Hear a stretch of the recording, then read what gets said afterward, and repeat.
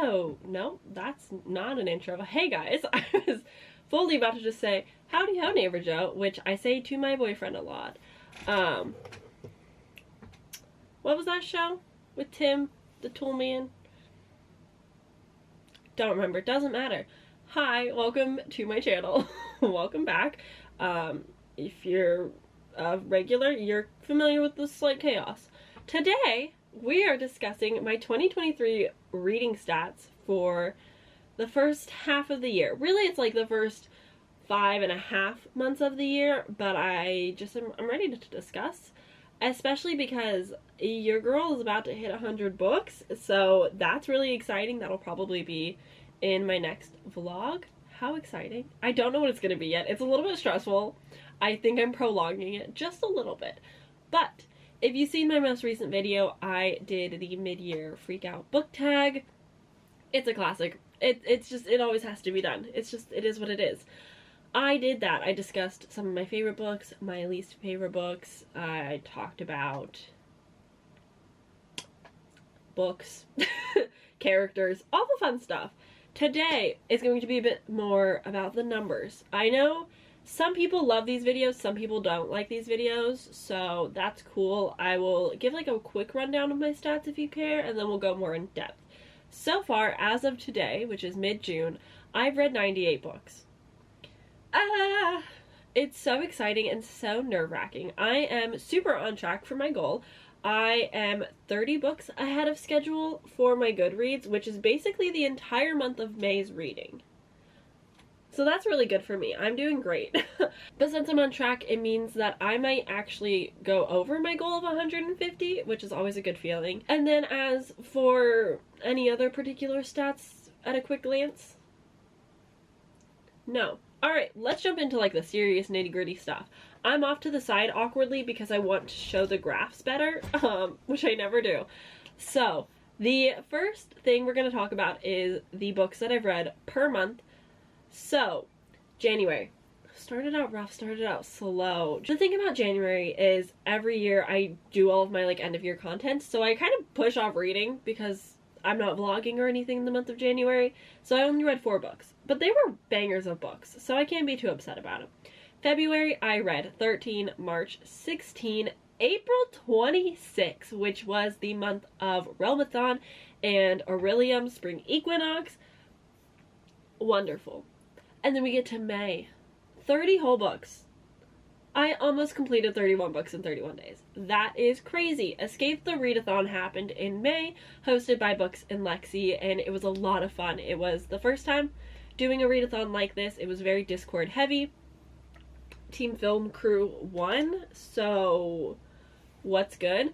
It was a lot of fun. It was a lot of reading sprints daily. It was very active with the community, and I thought that was so much fun. And then so far in June, I have read 9 books. But the next 2 will be my 100th book. I don't know what to do about it. As well as an incredible May and April reading month. My pages read is insane. So in total, I've read 10,573 pages, which last year, for the entire year, I read about 19,000 pages, maybe a little bit more. I think I'm gonna surpass that, which is crazy. I don't typically pick up physical books as often just because I'm a very slow reader. I get very distracted very easily, and so if I'm not listening to an audiobook, I'm like mixed media and still listening to the audiobook as I read along. But I've been reading along a lot more, which feels really good. My average, it seems to be, is like my comfort zone is about 1,000 pages a month. March was my lowest, which was 775. My highest though was in May, where I read 4,172 pages. I know for some people they read that in like a weekend, which is so good for you. I'm not that girly, but that's really good for me, and I'm really geeked about that. And then for total hours listened, I've been calculating this correctly. Last year I put what the actual audiobook length was in my stats, but wasn't taking into account like the speed in which I was listening to it. I've increased the speed a lot. Comfort zone is between a 2.5. No, I would say between 2 and 2.5 is like my comfort zone, depending on the narrator, depending on the book.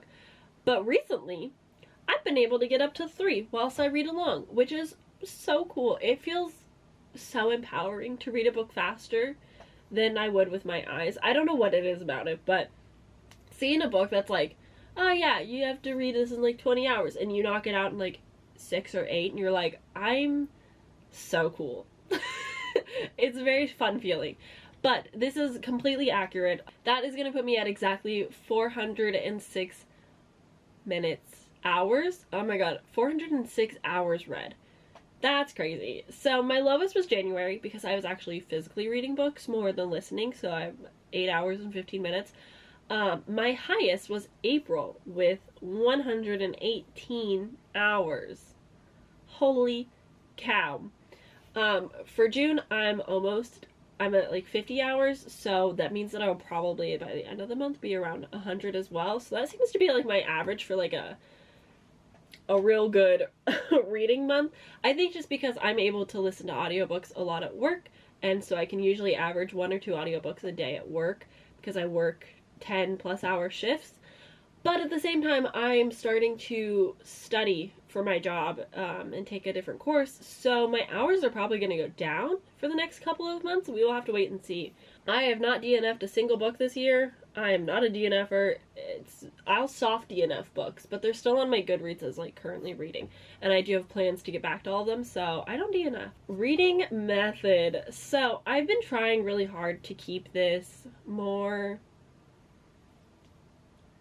balanced, and I've been failing because again, I listen to a lot of audiobooks at work, and I am a firm believer audiobooks counts as reading. Don't even try to argue with me otherwise. And so I've been trying to keep it more balanced with like physical and mixed media, but that's just like hasn't been happening. So I've read 62 audiobooks, and I've had 8 physical books with no help at all, which, you know, that could be better. And then 16 mixed media and 10 ebooks. Ebooks, that's kind of crazy. I'm an ebook girly now. Who would have thought? I don't love reading on an ebook, which is my phone or my iPad. I don't love it, but I like the infinite scroll feature, and I like having Kindle Unlimited. There's a lot of books out there that I wouldn't personally buy right off the bat, but I would definitely read it on Kindle Unlimited and then buy it if I liked it. You see, that's my favorite thing to do. And then as for reads and rereads, I've reread 3 books. I think I reread 3 books in the entirety of last year, and seeing as this first half I've already reread 3, I think that could go up, which is a good feeling. It's been a lot of fun rereading my favorites. I read House of Salt and Sorrows, I reread The Wrath and the Dawn, and I reread Caraval. I always forget that one. I've never reread this 3 times. Have I continued with the series? No, I haven't. We need to work on that. Series versus standalones. This one is very interesting. So, typically, I am a standalone girly. Mostly because I read a lot of thriller and horror, and those tend to lean standalones. But I also love a standalone fantasy. Standalone fantasies are beautiful. Like, you give me a full story in one, and that's it. Love it. This year, though, that doesn't seem to be the case. So, I'm almost half and half. I'm at 44 standalones and 54 series. So, with that said, series started this year, 28. Sequels read, 15. Series finished, 10. And I've DNF'd 2 series. I gotta say, like, that's pretty good for me, especially. I've been really trying to stay on top of my series and not get too crazy, but I know with a lot of reading challenges that I set for myself, I start a lot of series, and it's hard to fit in the rest of the series when I'm doing them for challenges or for videos. That if I continue doing challenges and videos, how do I fit them in later, you know? We're figuring that out slowly but surely. But I am proud of myself. Like, I'm pretty tame in my series read. I know that I'm working on a lot of them actively, so I feel pretty confident that I'll be proud of myself by the end of the year. And then this year I am tracking book clubs, readathons, and buddy reads. If I haven't mentioned, I'm using Compile, which G over at the Book Roast has created. She updates it every year and adds new things. This year they added book clubs and readathons, which honestly, I'm the readathon queen in the friend group. Everyone always comes to me, they're like, what readathons are going on? And I'm like, oh, I got you. Because I love readathons. I love being active in the community and being a part of things. It's just so much fun for me. So I love that I'm tracking them. So, of course, my most participated book club is the Literally Dead Book Club, as well as Lights Out Book Club, which is hosted by Sav. Kayla does Literally Dead Book Club. This is the book club that I've been an active participant since I started reading. And then I also, for the first time ever, am co-hosting a book club until July. I think their last live show will be like early August over at Daphne's channel, being Daphne. We are reading the entire the Greenbone saga, which is Jade City, Jade War, Jade Legacy. We are on Jade War right now, and it's been a lot of fun discussing with them and talking about it. I am currently the hater of the group. I know. It's been a lot of fun. I love being a part of communities and stuff. It's so much fun. Okay, and then books for readathons. So I'm more particular about how I track my readathons. For example, Escape the Readathon. Technically all 30 of those books were for Escape the Readathon except for one, but I'm only counting the prompts, so the very specific books that I read to fit prompts. Those are the ones that I counted. I don't want to meddle this with just every book I read for things, so I tried to make it a little bit more tame. But Aurelium and Escape the Readathon are my highest two. Aurelium I've read 15, Escape the Readathon I've read 11, and then we've also got like little babies in there. So we've got one for Horrorathon, which is a bi-monthly readathon hosted by Ashley's Little Library, but I also have like 24-hour reading challenges if they're hosted by somebody. Like Hardback Horror Allie did a Babel read along in 24 hours, and I did that. So just like a lot in there. It's really fun. It's really exciting to look at. I love participating in these things. It's just so fun. And then we get into genres. This year I've added personally to track my subgenres. Normally that column is always in there. You can always track the subgenres, but this year I wanted a graph to really like see what I'm reading. I got this idea from Daphne because she reads a lot of romance and she tracks like what subgenre of romance she's reading, and I thought that was really cool. So for my main genre, to no surprise, mainly fantasy.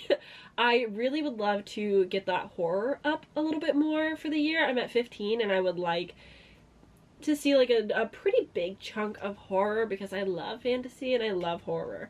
But I was surprised at the amount. I've read across 11 different genres, which, you know, is pretty average for me. I've read a bit more nonfiction, things that I wasn't, a little more things out of my comfort zone. I think it's fun. But subgenres, it's so funny because I read across a lot of genres, if you didn't pick up on that.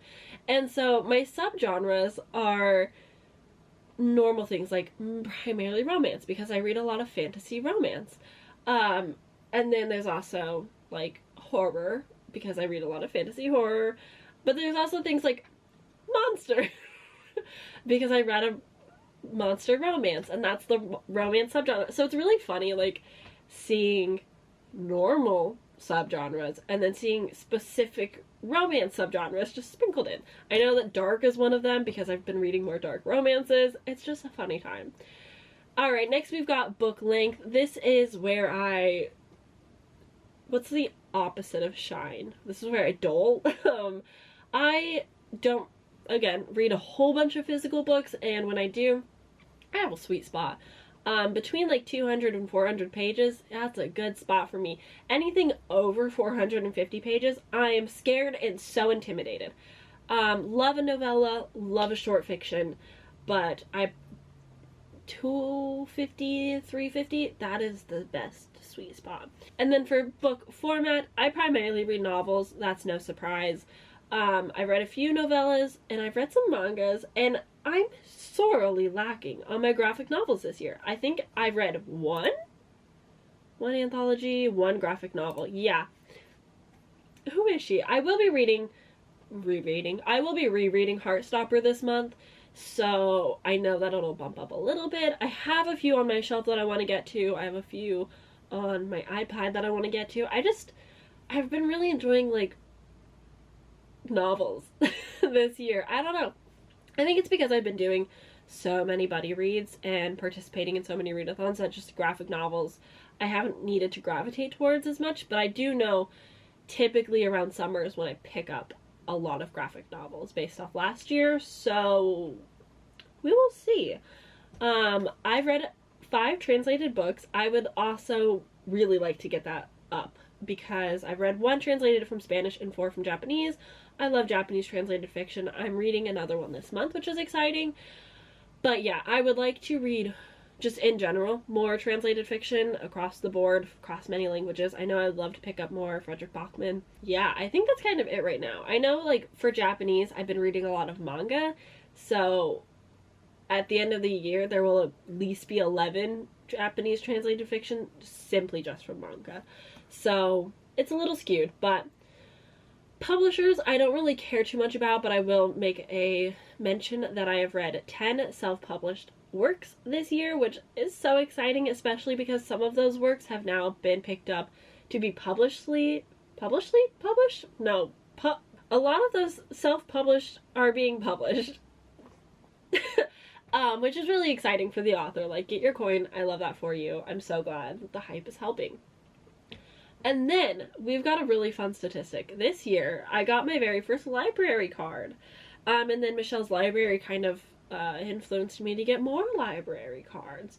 And so now I have a plethora of options. So Hoopla is probably my favorite way of getting audiobooks. I have it through my local library, and I can get 10 borrows a month. Sometimes extras, because there's like a free borrow where you can pick up books in a certain selection without using any credits, but I don't have to wait. Like Libby, you have to wait if more people want to read it. Hoopla, instantaneous. Like, you want it, you read it. Unfortunately, it's only 10 though, and sometimes I want to read more than 10. But besides that happening, I really enjoy the interface of Hoopla. I have a lot of fun with that. The next highest stat is so exciting. I went to books. 22. Look at me go reading my shelves. I'm so proud of myself. I have been keeping track of the books purchased this year. I'm gonna keep the financial side of it completely a secret because that's just for me. But I will tell you guys how many books I've purchased this year. Which, new books. I have bought 92 books so far this year. 61 of those were special editions, 14 of them were pre-orders, and I've read 19 of them so far. At least as of last time I checked. I don't look at that page too often, it's shameful. So I've bought 92 books this year, and I've read 22 owned, but I'm also keeping track of my book boxes, which is included in the purchasing of books, and I've read 9 book box books, which is a good feeling because I often let those just sit on my shelf for way too long. So I'm doing pretty good, I would say. I've also been using Kindle Unlimited a lot since getting that, which again feels really good. I have an Audible account with my parents. I now share theirs. So that's a new stat. Libby is very popular. It's just really fun. I'm really excited. I think it's so cool seeing like where I'm getting these books from and knowing that I'm actually like doing decent. I really need to get my NetGalley up though because I've not been paying great attention, and I did just go on a little bit of a request spree, so I have a lot of things that I definitely need to read. So there might be a NetGalley reading vlog coming to a YouTube near you. Alright, now the big one. Ratings. I've mentioned it briefly here and there on my channel, but I think my reading this year is a little bit skewed. It's a little bit not quite right. I think I've been very generous. But once I like come over to my actual statistic, it makes me feel a little bit better. Goodreads, I always write in the review if it's truly that or if it's like a 0.5 of something. If Goodreads could just do 0.5 ratings, my life would be so much easier. But it's fine. They know the complaint. Bezos does not care. But I'm used to Goodreads. I really enjoy the interface of it. I've been using it for way too many years. It's hard to switch. I do have a story graph. I just don't love it. I don't like the features of it as much. I think that it has promise. I think it'll get better. But until then, it's just not quite for me because it irks me sometimes. but so does Goodreads. So anyway, ratings. So I've given out a lot of 3.5s, but I've given out a really good amount of 4s. So I've given out an equal amount, 28 4 stars, 28 3.5 stars. I've given out 19 confident solid 5 stars, and I've had 7 4.5. Pretty good. 12 3, also really good. Guess what, guys? I've only had one star this year. We've talked about it a few times. It was Daughter of No Worlds. So funny. The Serpent and the Wings of Night, 4 stars. I don't know. That one just didn't work for me. I'm excited to hear about people's opinions in a coming book club live show. And then I've also had 2 stars. My average rating for this year is 4 stars. That's so exciting. It's, again, I think generous and a little skewed, but I'm really pleased with it. I've been just loving reading this year that I can't, in my right mind, give things lower ratings. So we get into age categories. I'm mostly reading adult this year with a good sprinkle of young adult, and also branching into the new adult genre. This is a hard one because it's like, what really classifies new adult? It's still so new that it's not popular and not often marketed that way, but it is interesting to see like what does make it to the marketing. And then publication years. I love seeing the broad spectrum of what time I'm reading from. It's pretty mixed this year. I would say that my reading has been pretty all over the place because I've been doing a lot of themed reading vlogs or that type of content. But I will notice, or I'll bring note to the fact that I have read 16 2023 releases and 21 2022 releases. So that's pretty good. 2020 seems to be a nice comfortable spot for me as well, but I'm glad to be reading a lot from 2022. If you follow me on Goodreads, I have anticipated releases breakdown for each year, and so 2022 was my largest so far of anticipated releases, so it feels good to kind of window those down a little bit. I've also just been picking up a very broad spectrum of books, mostly unplanned, some planned. It's been a good time. Now we get into the representation.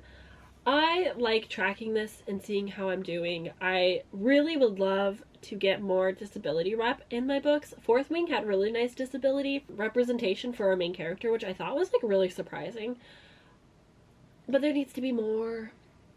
So it's really difficult finding good fantasy with representation. I know you can find it a lot in contemporary literary fiction, but I don't often read that genre, so it's harder to find disability rep that's not just like mental illness. It's still like representation that I care about, but I would like to expand upon that. So I've read 14 books with the main character that has a disability, and I believe that's 6. Yeah, 6 with present disabilities, which, you know, isn't bad, could be better. My LGBTQ plus rep, I'm pretty happy about. So 30 books have been the main character, 20 books it's been present with side characters, and 48 books it's been absent. So I've been pretty half and half, which makes a lot of sense. I do need to check myself sometimes when doing the statistic. Like, I'm always like, I want to be reading more queer books because that's something that I'm passionate about. But at the same time, I read a lot of thriller and horrors, and that's just like not common in those genres. And I read a lot of fantasy, and it's very hit or miss in fantasy. So I sometimes have to be like a little bit kinder to myself if it's not perfect, but I'm really satisfied with my half and half right now. I do have breakdowns. I just often will use queer because a lot of the books that I read have many queer characters, not just one specific thing. But I also need to give a very satisfied shout out to 13 books with lesbian representation. We love to see it. I don't know why, I love a good sapphic book. They're just better. At least a little bit. That or bisexual books, always a little bit better. And then the breakdown for disability, it's been a lot of mental stuff. It's nice to see autistic coded characters. I would like to read more like the author says they're autistic and it's intended that way, would like to see more autistic representation, or ADHD even. And then for POC author, we are at a perfect 50-50 right now, which is a great feeling. I am really proud that I wouldn't even say like I've been intending it. It's just kind of been happening that I've been picking up more POC authors, but it makes me excited because I've been kind of lacking in that previous years. And even though it's not necessarily intended, it's working out well that way because of things like Asian Readathon, Blackathon. Now I'm reading a lot of Jin books for Once Upon a Readathon, which often is about a lot of Middle Eastern cultures, so that just helps a lot. So we've got 25 books from Asian authors, 18 books from Black authors, 5 books from Latin authors, and 1 Indigenous author, which is Stephen Graham Jones, I believe. So I definitely need to up my Indigenous authors. I know that I'll be picking up more Stephen Graham Jones this year because he's got a massive backlist, but I don't have a lot of Indigenous authors on my radar. So if you have any recommendations, let me know down below. I'm going to be reading Darcy Little Badger this month. I loved Alatsaway. Stephen Graham Jones, of course, always. I'm hoping to pick up Black Sun, which I think is Rebecca Roanhorse. So yeah, I have a few options, but I would like more if you have recommendations. And then my favorite, my favorite stat. Who are these books written by? 78 books. 78 books written by women. We love women. We love books by women. 10 authors were men. 2 of them I'm not sure about. I don't do super big deep dives. I often go based off their Twitter bios or their Goodreads profile. And then 8 of them known to be non-binary or trans, which is really exciting. I'm excited to be reading more non-binary authors and it just like being kind of known now. I definitely didn't know last year like anything about authors, and I feel like this year I'm like, oh yeah, I'm kind of like familiar with people. Like I know a bit about them. I've been watching more interviews. It's been really fun.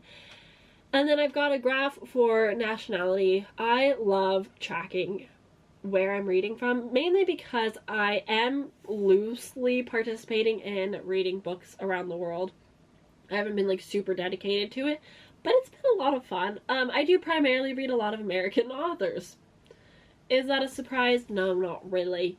But also, I would like to increase Japanese authors. I think it's interesting to see how high Australian authors are.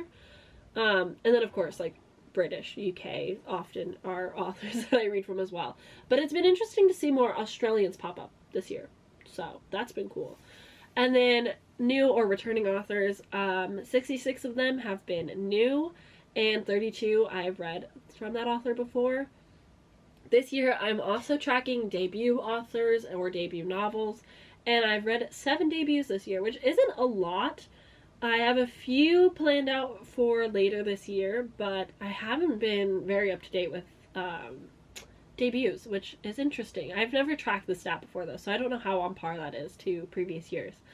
And then the last one is the number of authors that I've read books from. So Nikki St. Croix and Kimberly Lemming I've read the most from because they're books with 4 in the series. I read the Vicious Lost Boys series for Smut Den, and then I read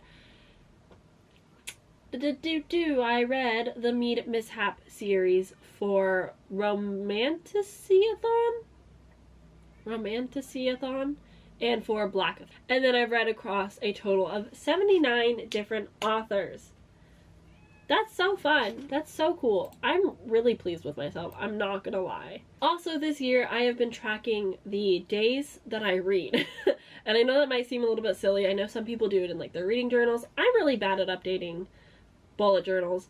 But I do check my call pile like daily. And I'm constantly in here like adding the books that I'm reading because I'm reading a lot of books. So I've been tracking the days in which I actually read. And I had a perfect reading month in May. I read a book, or I didn't read a book every day, but I read every single day.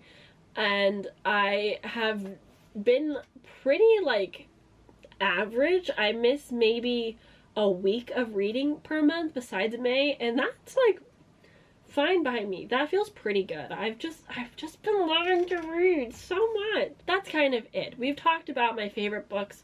We've talked about my least favorite books.